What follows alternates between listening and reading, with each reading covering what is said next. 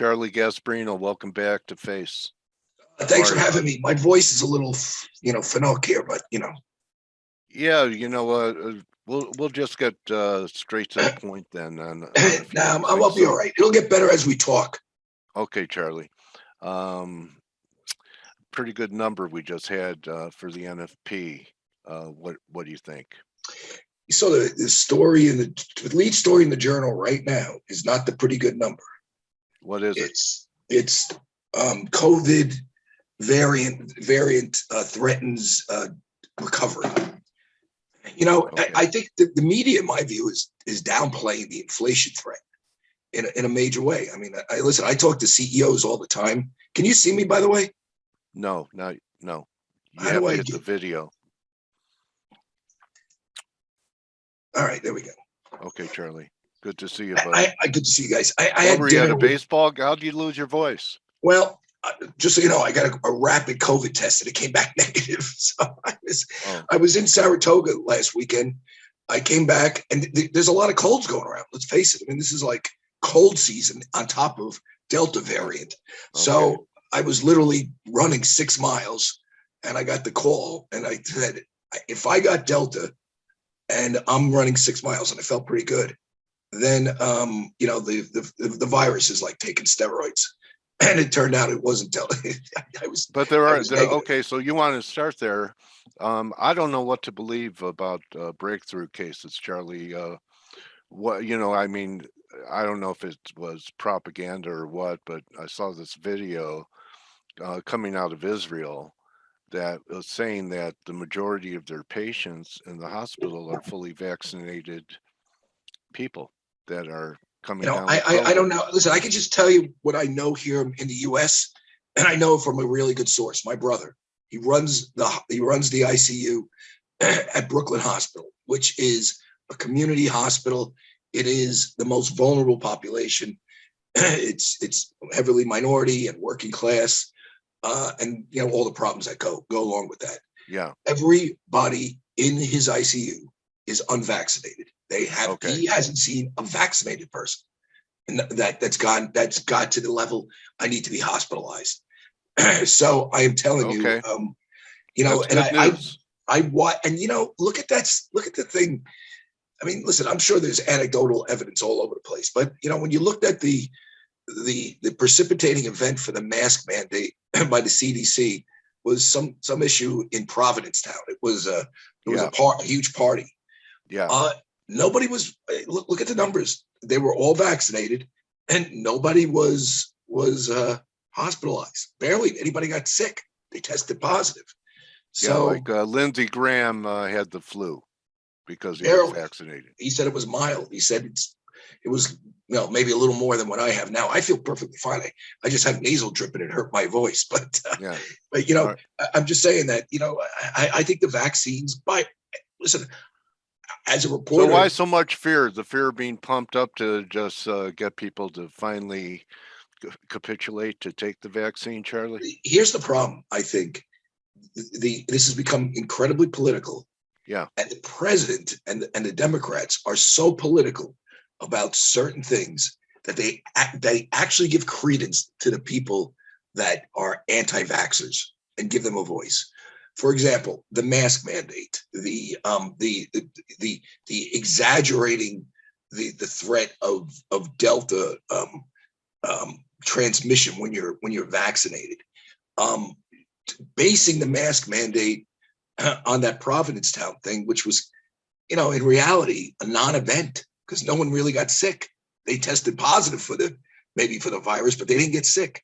And so when you have that type of politicization, where you have governors and mayors running around demanding people show passports to eat inside a restaurant, you're going to give people know a lot of this stuff is stupid. Then they start questioning everything. Well, maybe the vaccine doesn't work. Why are they doing this? Why are they saying this about Providencetown if it doesn't work, if it works so well? And I think that's the problem here. And, the Biden administration has been horrible in messaging, and the CDC chief Walensky is just she might be a nice lady and a brilliant scientist, but she's horrible in messaging.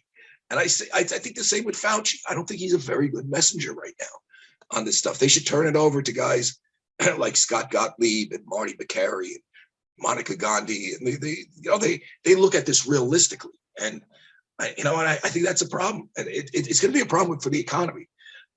Maybe we won't get inflation long term because they're going to shut everything down again, and people are going to be afraid of restaurants. All right. Okay, that's where we go. So, all right, that's the key. And I mean, the market isn't set up for another lockdown, and you hear everyone saying no matter what's going on, there won't be another lockdown. But yet, I've heard things from like Scott Minerd, who fears a stock market correction, who talks about lockdowns. You really think we're going to lock everything down, or things are just going to stop functioning because people aren't going to know what to do, and there's going to be anger, and businesses are firing people if they don't get vaccinated? It sounds like more social unrest to me than a health issue. Yeah, I mean, I think there is a politicization here that's making it a lot worse, and that politicization is, what we had last year with Trump was almost even though he did a great job at Operation Warp Speed, obviously. I mean, you got to give him credit for that. That was amazing. We had a sort of denialism that was rampant. What we're having now is this sort of nanny state. We know better than you. You got to do this. You got to do that. The sky is falling when it's really not falling. And so those mixed messages, people just don't trust anything then. And then they take are we going to get an infrastructure bill? Let's switch gears just a little bit. Some bipartisan, some Republican senators supporting it, even McConnell. But, I never thought it was going to be the progressives that would kill it, but probably can't get through the House, right? You probably, unless if they put conditions, their left-wing conditions on it, then it's dead. Yeah. That's it. And McConnell will not go that far out in the limb. He's got to thread the needle a little bit on this. He's got to say, listen, I'm for roads and bridges, but I'm not for giving money for critical race theory seminars as infrastructure. I mean, you gotta. I mean, that's kind of some of the stuff is like that in this what the Democratic wish list is. And the Republicans I told, he's under tremendous pressure, not to sign this. I mean, I see the commentary. It's basically he's under pressure not to sign this one. And it's what I found interesting, to switch gears a little bit. Joe Manchin made some comments, a tweet last night. Did you see this? About Paul? That wasn't that fascinating. I don't know. We've been talking about it for years, but it's fascinating that a senator, a swing vote senator, like an important senator, maybe he's the most important senator. Yeah, he's wielding it too. That to me, that could be that's a game changer here with the market. If that means he'll have to. Well, you think faster. Paul doesn't? I think Paul's going to listen to Yellen and Bernanke rather than Manson. What do you think? Yeah, he's he came in as a hawk. Biden's got to listen to Manchin on a lot of stuff. Yeah. He's like a key for him. Maybe this is some accommodation occurs here. I just found it fascinating that he weighed in on this. I've never seen that before, Really? I mean, you see the hawks. I mean, you see he's like a moderate Democrat, who's worried about interest rates being too high. You know what I'm saying? Oh, too low. Too high, too low. Yeah. Too low. I mean, usually you just don't see that, I mean, I wonder if it gets any steam. It's something to watch. Okay, well, so is whether or not Paul, I think his term ends in February. Right. And, what I'm hearing is that he's probably not going to be renominated, that Brainerd is going to be his replacement because her progressive thinking is more in line with Yellen. Are you hearing the same things? Yeah, I've always heard she was on the bench waiting to take that job. Remember, she almost became Treasury Secretary. Oh, and then they put in Yellen, and they wanted us. I've always heard I mean, I remember when her name was number one for Treasury Secretary, and they always. But then when she didn't get it, what the read I got from people very close to Biden was that they wanted her on the bench to replace Powell possibly. Much more in her wheelhouse. She served in the Fed, the whole thing. Right. And then you get a twofer. You get her there, you get Yellen, and you got you got progressive bona fides at the Fed and in Treasury. So that's what I heard. Now, you're a good source for me. Like I check a lot of things out and different sources, and maybe you could clarify what the one of the reasons that a lot of people said that jobs were not being taken was because of the supplemental payments. And I think almost 24 states, Charlie, have ended at least the federal part of it, the extra 300 a week, plus the coverage to self-employed, which never got unemployment. Right. I'm independent contractor. I don't have a safety net. So anyway, I'm wondering, and then they say that jobs aren't coming back, even though they're taking the funds away.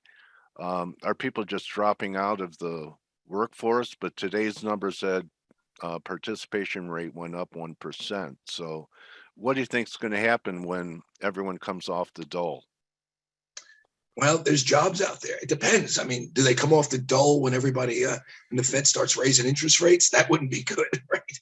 Yeah. I mean, that's the scary part here. The Fed futzed around so much on this thing. I mean, listen, look at what's going on with Robinhood. I mean, does that indicate a healthy stock market? This crappy stock, it's a one-trick pony, right? I mean, it's like one thing it does. It's an app. It's worth gazillions of dollars. Is it worth this much money? It goes up to 8. It has a lackluster IPO, settles below the IPO price. That seems normal. 2 days later, it goes up to 80. Goes from 36 to 80 or whatever it was. I mean, that's like insane. That to me is, and I guarantee Joe Manchin's smart enough that he's looking at that saying, there's something weird here. And one of the weird things is the weird Fed policy that we have where it's hard to value assets in this environment. Well, I asked Peter Bookvar the other day, Charlie, there's this problem about banks having too much liquidity. Yeah. They don't know what to do with it. So the Fed came up with a program. I think it was, they're doing all these reverse repos to sop up all the excess liquidity. And so the Fed essentially buys the Fed buys the assets from the banks. Yeah, I mean, I think it may have had something to do with Dodd-Frank about having, right? And I've never heard of banks having problems because they're too liquid. It's the strangest environment I've ever heard of. So that was a Dodd-Frank thing where the Feds, you could park your assets at the Fed, it gets locked in there, and you get a fee on that, so you don't lend it out. During the Obama years, people used to say that's why the banks aren't lending.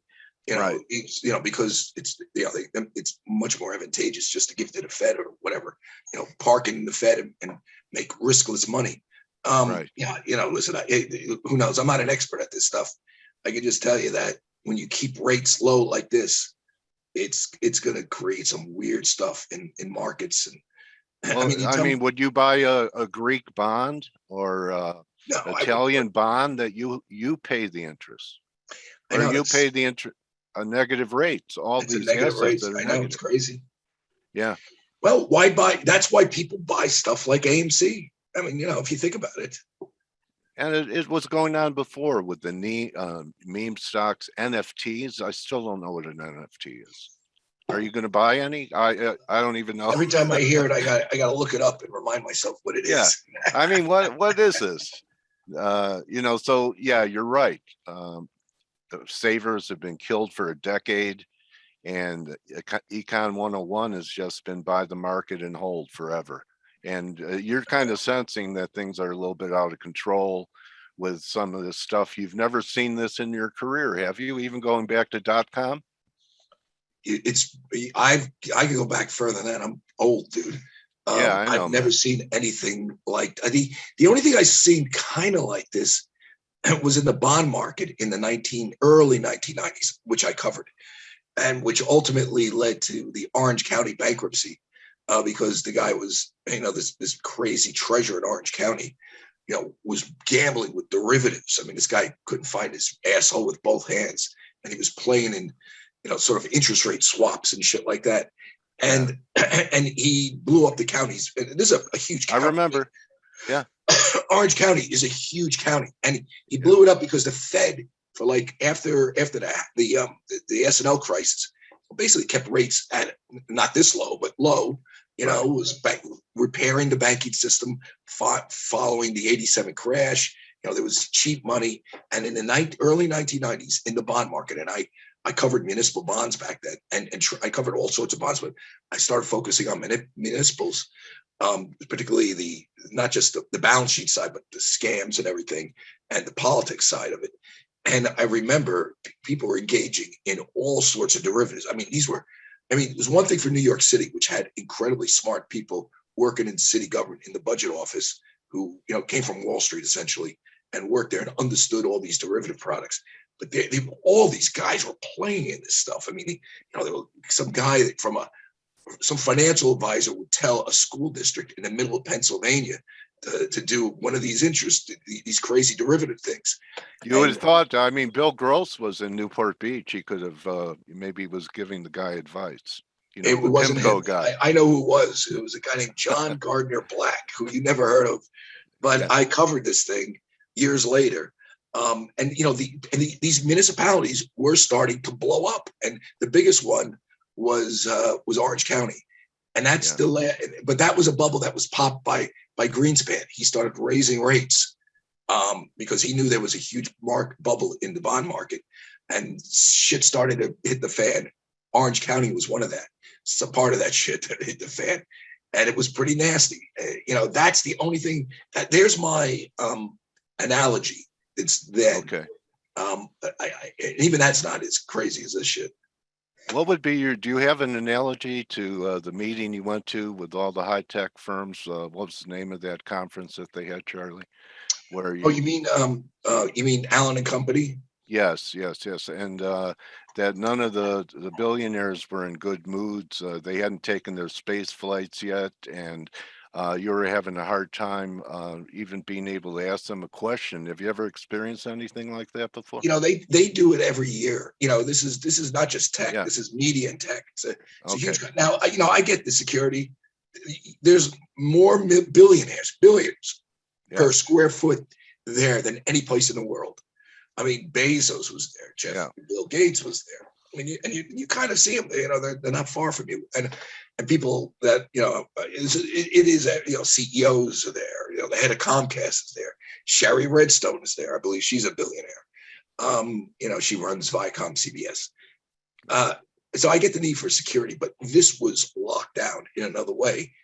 And I think a lot of it was the fact that they know that, the tech guys in particular know that they got bullseyes on them. I've never Right. seen an administration put more people into key positions that have a stated animus against Amazon and Google than this administration. I'm not saying that they don't deserve scrutiny, because they do. They're really powerful. These are the most powerful companies in the world, and they're like modern day robber barons to a certain extent. It's But like the Gilded Age. A lot of people are comparing this to. you have to prove, in my view, that they're causing some harm. The standard that of antitrust for years was not that you're just too big. You're too big, and we can demonstrably show that you're hurting consumers. And I don't see that being showed right now. We are taping because of tech. We are doing this right now for free. Right. We are actually transacting ideas, helping your viewers make money. They're pissed Amazon, off because they didn't pay they don't pay any taxes. a So lot they of want to businesses, maybe it's they'll not be just easier. They'll be more easily taxed if they're broken up. but they do pay taxes. They don't. There's as a Income person. tax. Yeah, as a person, they Right. get their salary via capital Yeah, gains. they're So talking about corporate tax. they pay taxes. Okay. Well, a lot of them show that maybe 1%. They're because they're able to set up overseas. There's so many strategies that I have no Yeah, idea what they're doing. But do you think that we're gonna, they face trouble because they're some of the highest concentration in the market that if they had problems, like Amazon had a very bad day last week I after know. earning. I know.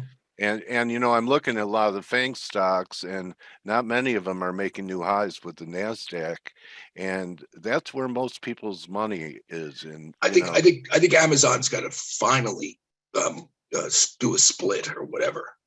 yeah, I mean, that's okay, been in the waters. I've been reporting that's out there for a long time. They keep not doing it. It's just so obvious. They need to do that just to help. It would help the share price.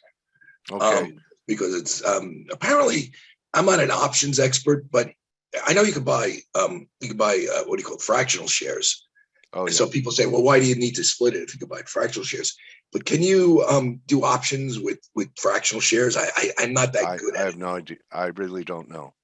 I don't know. But we've covered a lot of ground, but I get the feeling from the start of our conversation that your biggest concern is Delta not peaking out like it did, like it's maybe in UK, and it peaked out on its own in India, right? India Yeah, was, yeah.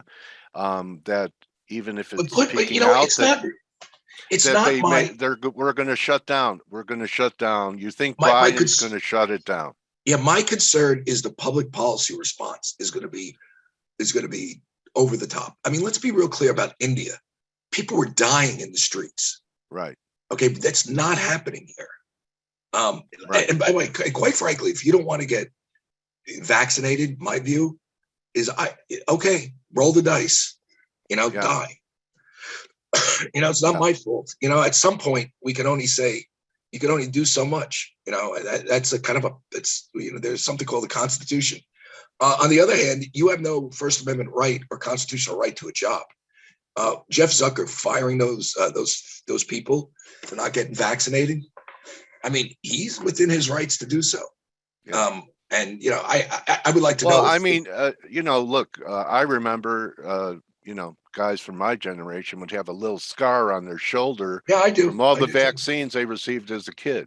Yeah, me too. Okay, and I would assume that was mandated because you weren't going to be able to go to school or anything without your vaccination records. So there was a time where it was mandatory, and the public accepted it because they trusted. Isn't that the difference? Yeah, that's a great point, Dale. They don't trust government, and the reason why they don't is because we went from denialism last year, Yeah, a huge degree. It wasn't total denialism. I mean, Donald Trump gave us a vaccine. You got to give him credit for that. It was an amazing bureaucratic feat that he just plowed through the bureaucracy and did what he did.